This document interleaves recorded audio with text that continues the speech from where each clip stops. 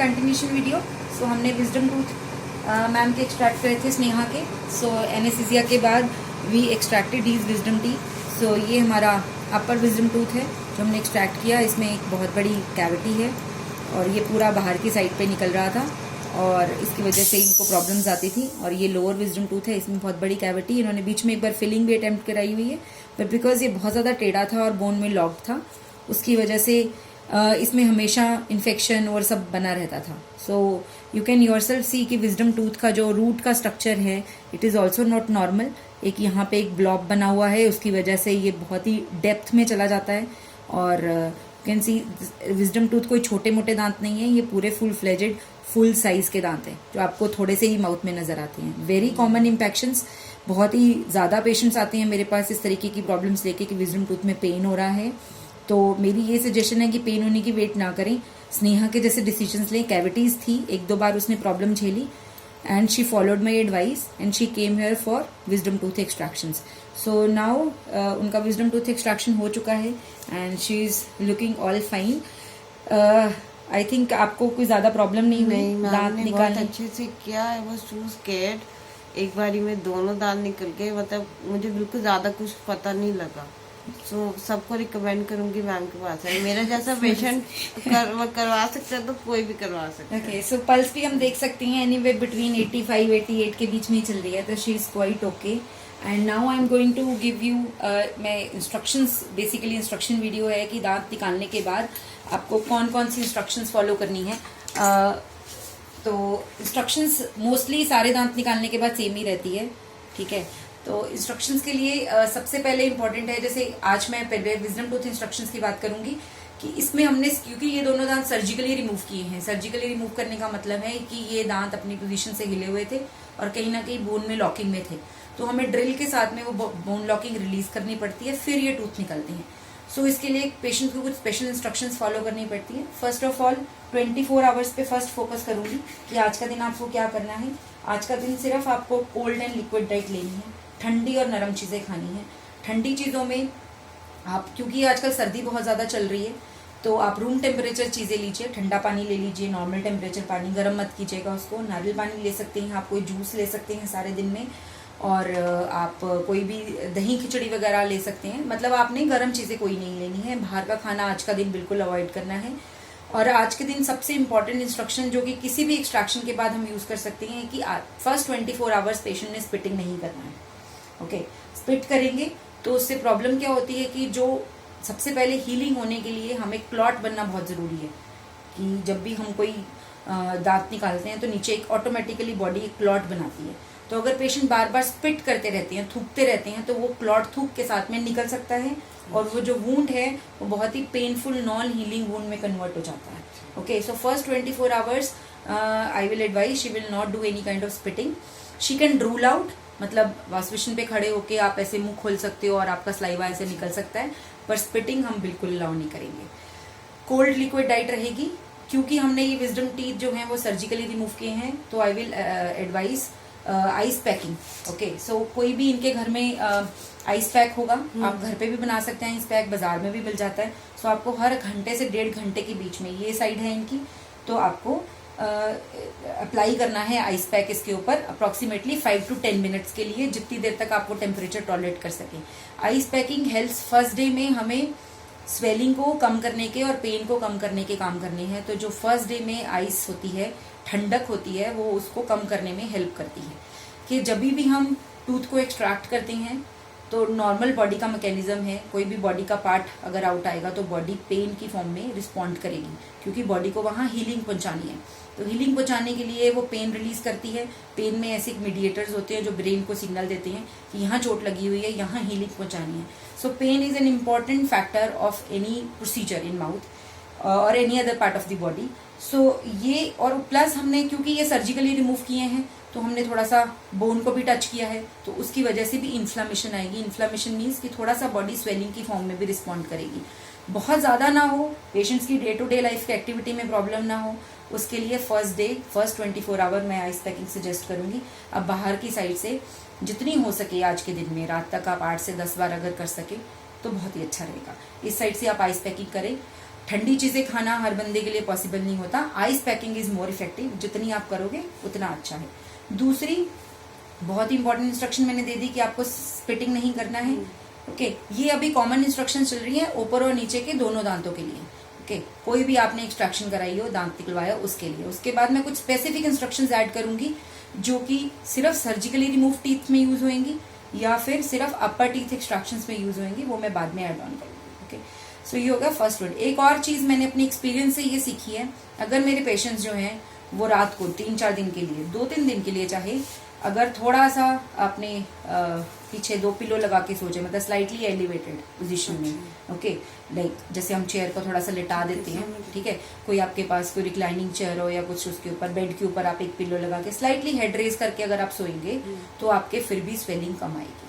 Okay, जितना हम उसको ग्रेविटी से ऑप रखेंगे। इस साइड में आप बाहर करके नहीं सोएंगे, जितना आप इसको नीचे की तरफ दबाएंगे उतना स्वेलिंग ज्यादा आएगी।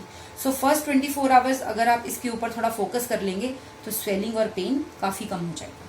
ओके, सो फर्स्ट कल अब हम नेक्स्ट 24 पे आते हैं कि नेक्स्ट 24 आवर्स में क्या करना है। See, we have created a surgical wound there, वहां पे अंदर इनके स्टिचेस भी लगाई हैं मैंने। तो वो सबसे इंपॉर्टेंट बात है कि हम इनको स्टिचेस को क्लीन रखना बहुत जरूरी है।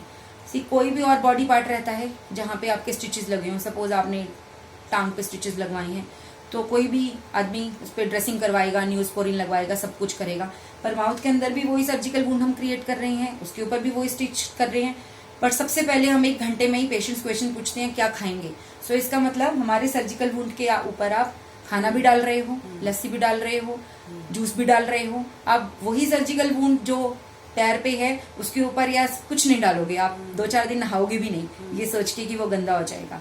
सो इस सर्जिकल वुंड की अमेजिंग क्वालिटी ये है, because our mouth and face is all full of blood supply. God has graced us with such a बहुत ज्यादा ब्लड सप्लाई है, तो हीलिंग में कोई प्रॉब्लम नहीं आता है। सिर्फ आपको इसको इस बेसिक चीज देनी है विच इज क्लीनिनेस, साफ रखना है इसको। सो आफ्टर 24 आवर्स आपको सिर्फ और सिर्फ इस दांत की, इस एरिया की, इस सर्जिकल वुंड की क्लीनिनेस पे फोकस करना है और कुछ भी नहीं करना है। और सबसे इजीएस्ट और सबसे चीप मेथड है क्लीनिंग का वार्म सलाइन रिंसेस। मतलब आपको पानी गर्म करना है, उसके अंदर आधा चम्मच नमक गिराना है, उसको उसके साथ आपने हेड टिल्ट करके जिस भी साइड में आपका दांत निकला है आपने ऐसे करके थूक देना है। थूकना है 24 आवर्स के बाद, उसके पहले आपने ये शुरू नहीं करना है।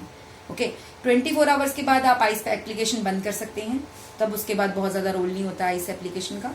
आप अच्छे से रिंसेस करेंगे, जितनी बार आप रिंसेस करेंगे 6 to 7 टाइम्स अगर आप दिन में रिंसेस करते हैं तो आप देखिएगा आपको धीरे धीरे आपकी पेन किलर्स की रिक्वायरमेंट भी कम हो जाएगी और बाकी चीज़ों की रिक्वायरमेंट भी कम हो जाएगी, आपके मेरे पास फ़ोन भी कम आएंगे। सो अक्सर ही जब पेशेंट 2 या 3 दिन के बाद मुझे फ़ोन करते हैं कि थोड़ा बहुत पेन हो रहा है, तो मैं उनको बुलाती हूँ, उनका अंदर से जख्म साफ करती हूँ क्योंकि बहुत सारा खाना भरा होता है। अक्सर ही उनकी बताते हैं कि वो वार्म सलाइन रिंसेस नहीं कर रहे हैं। और उसके बाद तो सबसे बड़ा का पेन का पोस्ट ऑपरेटिव कारण जो है वो डर्टी वुंड का होना है। सो जैसे ही आप क्लीननेस पे फोकस करेंगे वो क्लीन हो जाएगा। दूसरी एक जो और बड़ी गलती करते हैं, I usually right in my prescription Betadine gargle also, कि आप रात को एक बार सोने से पहले और एक बार सुबह आप अपने नाश्ते के बाद एक बार बीटाडीन गार्गल्स कर लीजिए। पर वो वार्म सलाइन रिंसेस की एड ऑन है, वो उनके रिप्लेसमेंट नहीं है। So what people do, because I have suggested Betadine gargle, तो वार्म सलाइन रिंसेस नहीं करते हैं और बीटाडीन गार्गल ही सिर्फ कर लेते हैं। सी, बीटाडीन गार्गल जो है वो एंटीसेप्टिक माउथ वॉश है, वो आपके लोकल एरिया में बैक्टीरियल लोड को कम करके रखेगा। जो आपके वार्म सलाइन रिंसेस है वो आपकी हीलिंग को प्रमोट करेंगे। एक तो गर्म पानी रहेगा, उससे आपकी हीलिंग प्रमोट होगी, एक आपकी करो। सो बीटाडीन को आप वार्म सलाइन से रिप्लेस मत कीजिएगा। उसके गर्म जो हीट की वजह से हमें जो बेनिफिट मिलता है, जो हीलिंग होती है वहां पे, और प्लस जो स्वेलिंग रिड्यूस करने का काम होता है, उसको किसी बीटाडीन के साथ में कंपेयर नहीं किया जा सकता। So guys please don't underestimate the power of warm saline rinses. So you can do wonders in your mouth with warm saline rinses. So please focus on that after any instruction, after any extraction or any other dental procedure. उसके बाद आपको अब हम ये continuous process आपको 7 to 8 days में भी 10 days तक कंटिन्यू रखना है, क्योंकि जख्म जो बंद होने में कम से कम 10 से 15 दिन लगाता है। इवन हमने चाहे स्टिचेस भी लगा रखे हो तब भी वो मिनिमम 2 वीक्स तक लगाएगा। तो 2 वीक्स तक आपने मिनिमम उसको वार्म सलाइन रिंसेस के थ्रू क्लीन रखना है। ओके, सो नेक्स्ट क्वेश्चन आता है कि हम खाएंगे पिएंगे क्या। सो फर्स्ट 24 आवर्स में जैसे मैंने बता दिया कि आप कोल्ड लिक्विड डाइट पे फोकस कीजिए। गर्मियां हैं तो आप आइसक्रीम ले सकते हैं, प्लेन आइसक्रीम प्रेफर कीजिए जिसमें नट्स एंड क्रंचेस ना हो, सो दैट वो मुंह में जाके फंसे ना। आप कोई भी ठंडा लिक्विड ले सकते हैं। बाकी आप अभी जैसे सर्दी चल रही है तो आप कोई भी आप नारियल पानी ले सकते हैं, जूसेस ले सकते हैं, आप दही खिचड़ी ले सकते हैं। इस तरीके की चीजें अपने आप को कम्प्लीटली हाइड्रेटेड रखिए, क्योंकि जितना आप हाइड्रेटेड रखेंगे उतना बॉडी स्वेलिंग कम करेगी, उतना जो मैं आपको दवाइयां प्रिस्क्राइब करती हूँ वो सारी बॉडी में से वॉश आउट हो जाएंगी। सो मिनिमल एंटीबायोटिक रिक्वायर्ड होंगी अगर आप वार्म सलाइन रिंसेस पे फोकस करोगे तो। अब हम आते हैं स्पेसिफिक इंस्ट्रक्शंस पे जो हमने फॉलो करनी है, बिकॉज हमने इनका अपर टूथ भी निकाला है। तो अपर टूथ में एक स्पेसिफिक इंस्ट्रक्शन और ऐड कर लीजिए कि जब भी ऊपर वाली कोई जाड़ निकालते हैं, कोई मोलर निकालते हैं हम, तो पेशेंट को एटलीस्ट 2 वीक्स के लिए कोई भी माउथ में नेगेटिव प्रेशर नहीं क्रिएट करना है। So negative pressure mean sucking pressure, मतलब माउथ में आपने प्रेशर भर लिया, आपने नोज में प्रेशर भर लिया, तो उसको हम नेगेटिव प्रेशर क्रिएट करना बोलते हैं। देखिए, नोज और माउथ की आपस में कम्युनिकेशन है। कैसे? हमारे यहाँ पे बड़े बड़े साइनसेस होते हैं और नेचुरली जो हमारे मोलर्स होते हैं वो हमारे साइनसेस में एक्सटेंडेड होते हैं, हमारे साइनसेस के अंदर प्रेजेंट होते हैं। ओके, जैसे मैं आपको इस एक्सरे में अगर दिखाऊं तो if you can see in this x-ray, okay, so this is the lower tooth x-ray, okay, so this is the upper tooth x-ray, so this is the outline of the sinus. Okay, so अभी तो हमने ये वाला tooth extract किया है, तो अगर हम ये वाला टूथ एक्सट्रैक्ट करते हैं तो this is completely in sinus. तो नॉर्मली इसमें कोई प्रॉब्लम नहीं है, साइनस में है तो ये तो नेचुरल बॉडी का एनाटमी है। बट जब भी पेशेंट अगर कोई नेगेटिव प्रेशर क्रिएट करेंगे, अगर कोई भी, ओके, सो मिनिमम 2 वीक्स लगते हैं। अगर किसी ने कोई दांत निकाला है तो उसके अंदर एक प्रोटेक्टिव लेयर बनने में मिनिमम 2 वीक्स लगते हैं। सो इसके दौरान अगर वो पेशेंट कोई भी नाक में नेगेटिव प्रेशर क्रिएट करते हैं या माउथ में नेगेटिव प्रेशर क्रिएट करते हैं तो वो बैरियर ब्रेक हो सकता है, उसकी वजह से लेटर ऑन कॉम्प्लिकेशंस डेवलप हो सकती हैं। So what are the methods जिसके थ्रू नेगेटिव प्रेशर होता है, जिनको अवॉइड करना है? When you are taking anything with a straw, जैसे आप सकिंग प्रेशर क्रिएट करा आपने स्ट्रॉ के साथ में, आपने कोई जूस लिया स्ट्रॉ के साथ में, ओके, आपने फोर्सफुल नोज ब्लोइंग करी सुबह उठ के, आपने अनुलोम विलोम करा, यानी आपने नोज बंद करके मुंह में हवा भरने का काम करा, आपने बैलून फुलाया, आपने सीटी मारने का काम किया, या आपने स्मोकिंग करी। Smoking is again sucking pressure and it is completely negative pressure. It can damage your wound, it can delay the healing like anything. Okay, so these are the very common instructions. और इसके अलावा 24 hours के बाद क्या खाना पीना है patients को, कि आप अपनी नॉर्मल घर की दाल सब्जी पे आ सकते हैं जो आपको टॉलरेट करे। घर के हल्का नमक मिर्च रखिए उसके अंदर, बाहर का खाना अवॉइड कीजिए, लिकर अवॉइड कीजिए, ठीक है ना, स्मोकिंग तो डेफिनेटली अवॉइड कीजिए। और इसके अलावा आप कोई भी आप पिकल्स वगैरह लेते हैं तो कुछ दिनों के लिए वो अवॉइड कीजिए। आपको टोटल लिक्विड डाइट पे जाने की जरूरत नहीं है, आप हल्का नॉर्मल घर का खाना लीजिए, बार बार लीजिए, भूखे मत रहिए और अपने आप को हाइड्रेटेड रखिए। नारियल पानी is the best medium for hydration. आप नारियल पानी ले सकते हैं, आप ग्लूकॉन डी ले सकते हैं। प्लीज मेडिसिन, एक और मुझे प्रॉब्लम फेस होती है कि मेडिसिन जो हैं वो लोग टाइम पे नहीं लेते हैं। So please do take your meds on time. See pain killers जो हैं, जो हम प्रेस्क्राइब करते हैं, नॉर्मल भाषा में उनको पेन किलर बोला जाता है। तो painkillers not only take care of the pain, they take care of the inflammation also, means swelling also. So कुछ दिनों के लिए हमें ऐसे सर्जिकल केसेस में जिसने हमें बोन से ड्रिल करके निकाला है, तो हमें कुछ दिनों के लिए एक्सटेंडेड पेन किलर्स पे रखना पड़ता है। सो पेशेंट मुझे क्वेश्चन पूछते हैं, डॉक्टर साहब कितनी देर और पेन तो मुझे है नहीं, तो why should I take it?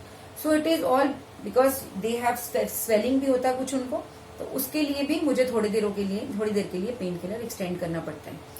इनमें जो स्टिचेस हैं वो हम नेक्स्ट इंस्ट्रक्शन है कि स्टिचेस हैं, मैंने डिजोल्वेबल स्टिचेस लगाई हैं। वेरी कॉमन क्वेश्चन कि घुलने वाले लगाओगे कि बिना घुलने वाले लगाओगे?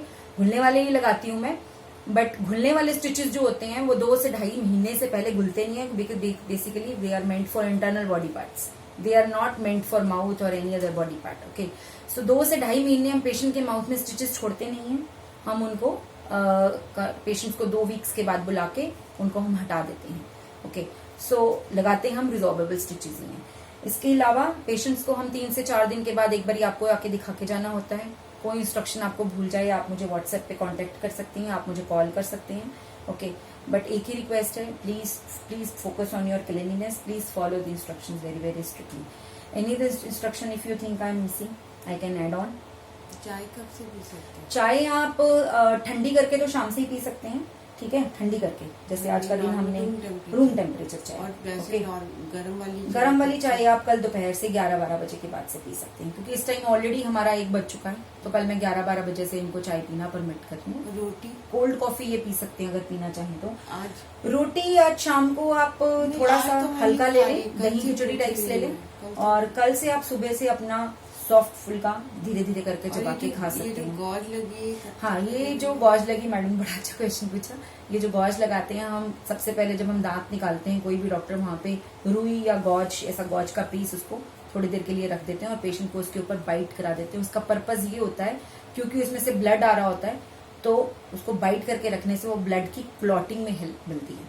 सो ब्लड क्लॉट कर जाता है। सो मिनिमम फर्स्ट क्लॉट बनने में मिनिमम 40 to 45 मिनट्स लगते हैं। सो हम पेशेंट्स को ये बोलते हैं कि इसको स्ट्रिक्टली अपने दांतों में दबा के रखिए, सो दैट वो अच्छे से जो फर्स्ट क्लॉट है वो उनके स्लाइवा के साथ मिक्स होके खराब ना हो, और ब्लीडिंग भी, pressure packing, we call it pressure packing.